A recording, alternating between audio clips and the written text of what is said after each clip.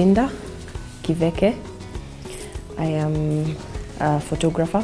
We have a studio at K2 Mall, Mall. And this is baby Njeri, Karo Njeri Kamau.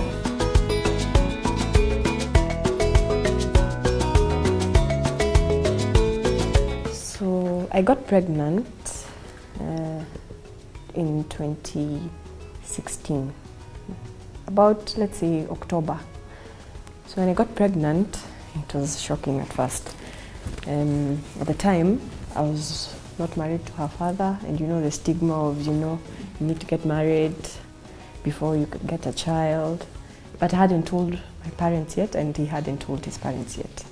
So we decided to keep it a secret till she was born. So unfortunately, we had an accident when I was 7 months pregnant. And at that time, when you already have a plan for your life, and you already know what you want your life to be. You already envisioned everything that has come through at the time, and all of a sudden something happens. At that time I was just in shock. I remember thinking, okay, now where do I start from? What do I do? I just sat in the hospital. We had an accident here on Mombasa Road. We had a personal car. It was just the two of us, and the car got hit by a trailer. So I was there when everything happened, and thinking, sitting there and watching him, pass on was not one of my best memories. It's still not one of my best memories, but I have learned to live with it.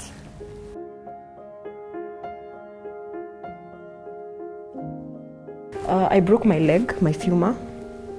It stuck out of my leg, yes, during the accident. So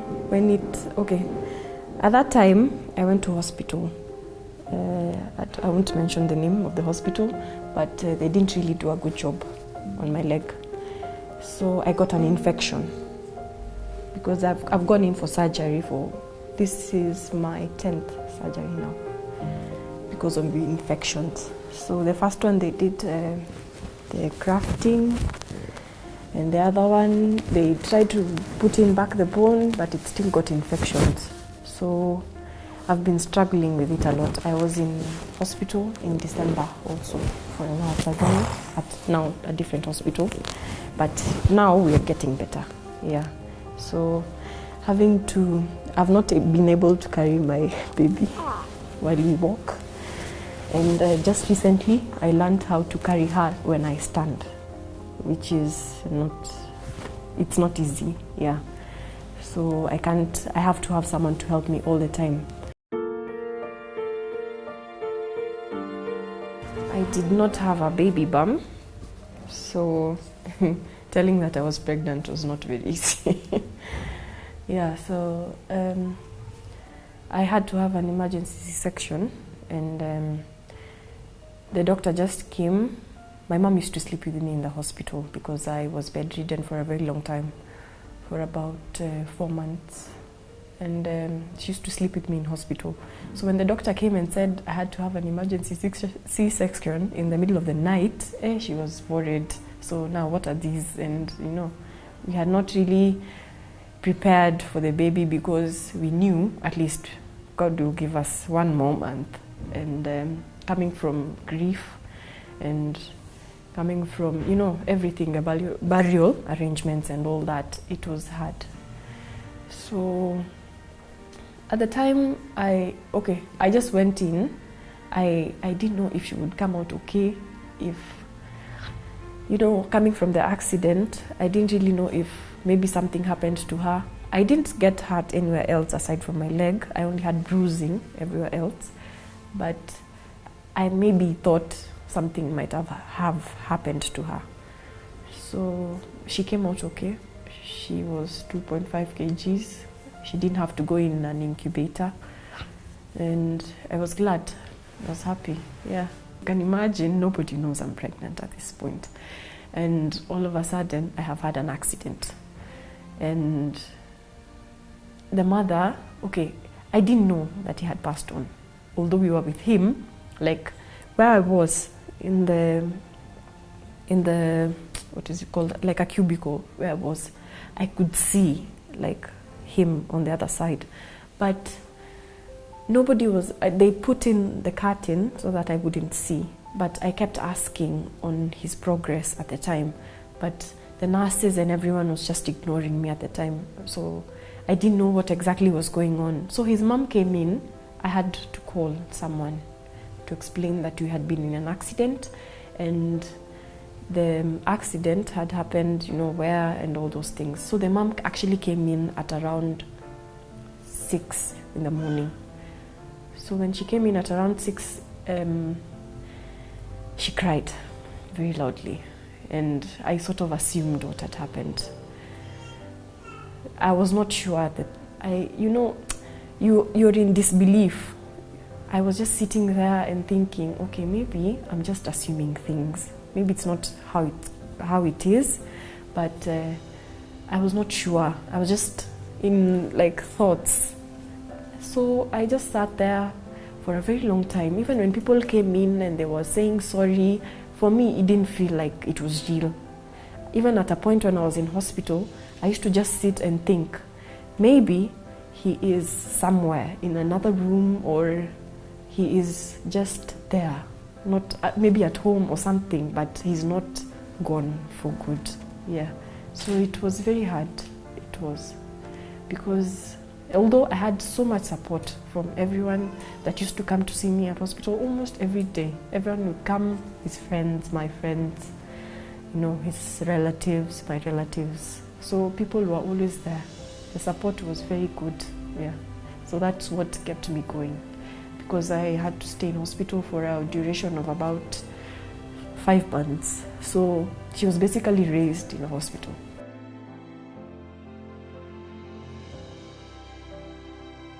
The hospital, thank God, they provided us with a crib.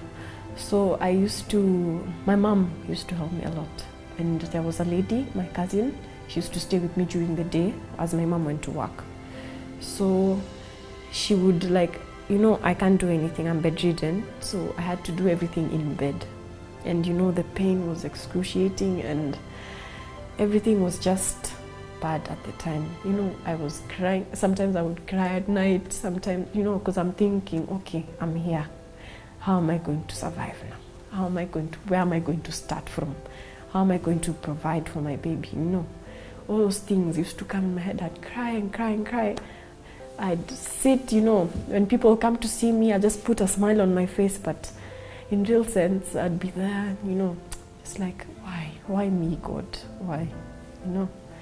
So I'd sit and think, okay, wake up in the morning and say, today, I'm doing this for her.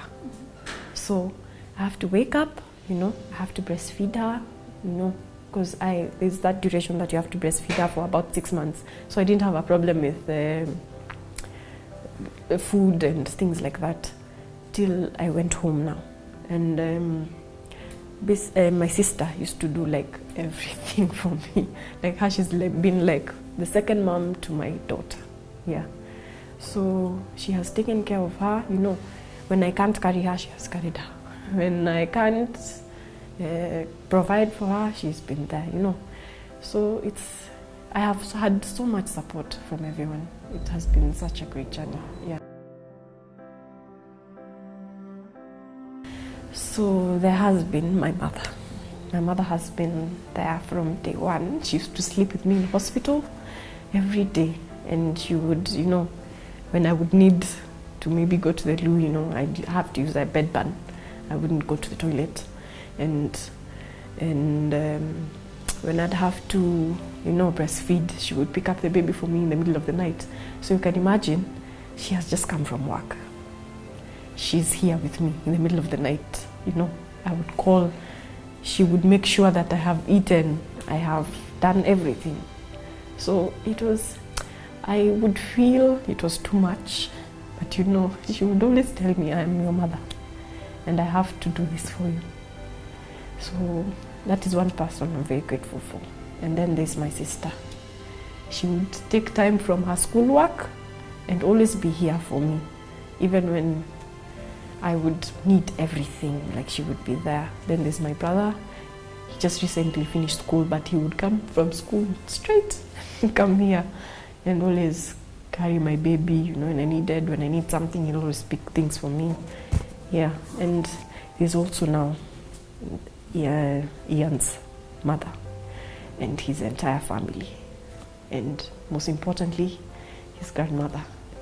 She did the counseling part very well, because I believe if I didn't have that counseling part, I would not be here now. I probably not be able to even talk now without crying, or without even just, I don't know where I'd be, because she really took emphasis on the counseling part. You know, people don't understand that counseling is very good. It's a very good thing, especially at a moment like this. You would feel that, why should I talk about it and it's happened, or why should I involve someone else in what I'm having, you know, and they don't really understand what I'm going through. And it is very important for you to actually talk to someone and make them understand where you are exactly, so that they can help you to become better. It's not easy to just sit there and always think, what if I had done this? Because I also was there. I would think, what if I had not gone with him? What if we had just stayed home? You know, all those thoughts are always in your head, and it's good that you actually talk to someone and feel that I don't need this in my life. I need to wake up and just walk and move on from this, because death, it will happen. It's there, but it will always happen, and you will always have to find a way to change from that. My daughter, Jerry, she's very bubbly. She's always laughing. She's very up and everywhere, all the time. She's very clingy to me, because clearly we have been together for a very long time. And for me to go back to work, I don't know what we'll do. But she's a very, I don't know, she's heaven sent. She's our miracle baby, because she was supposed to be our little secret, but clearly the secret, I didn't understand the secret back then, but now I understand it now. And it just brings me to tears when I think about it, but it's amazing. A lot, because he was a very bubbly character. Like, he used to love laughing. He was always everywhere, you know, so he would always, I can imagine, he would be carrying her, and, you know, he'd want to be with her everywhere, maybe even go to work with her. Because he was a chef, and he had just started his business, and it was going on so well. And he was about to open the second restaurant in Kileleshwa. The restaurant is called Chikoni.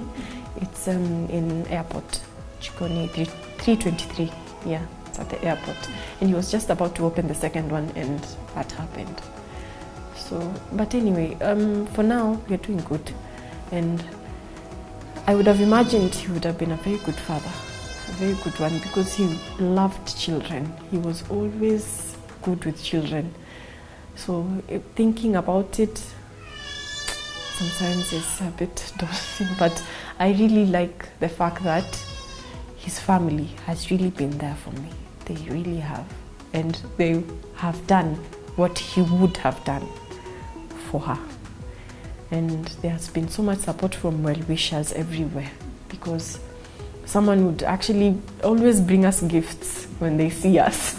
They will always bring us something. They never forget to bring us something. And that has been really helpful, considering the fact that I cannot do as much as I would want to do. Yes. Counseling is important. I'd start by saying that counseling is important because, you know, I don't know if people, I myself was not into counseling before, but afterwards I came to actually know that this is something that is nice. If you talk about it, don't just let it sink in and you put in that depression in yourself, and you know, it's very bad. I would prefer if someone just talks about it. Sit somewhere with someone that you feel is good, even if it's not a counselor, even if it's not someone that you know, just go and talk to someone, anyone, anywhere else. Just tell them what exactly you feel, and that thing actually comes out and you feel a lot better. And having a support system is very important, because I remember, like, Ian's mother would actually come to our house and just say, let's go, you know. So taking my mindset of being in, you know, on the couch like every day of my life, because, you know, I would wake up, sit on the couch from morning to evening, go back to bed. That was my lifestyle. So for her to just come and say, you know what, today let's just go have lunch. Today let's just go walk. That was better, because I would feel like, okay, at least this is a different environment and I'm not thinking so much about what has happened to me and why I am here now. So that is very nice. And I would say pray, because prayer is good. God is good. Even if some things happen to us and we question God, but just pray about it. He will make you understand why you are in that situation and why He chose you and not someone else. Yes.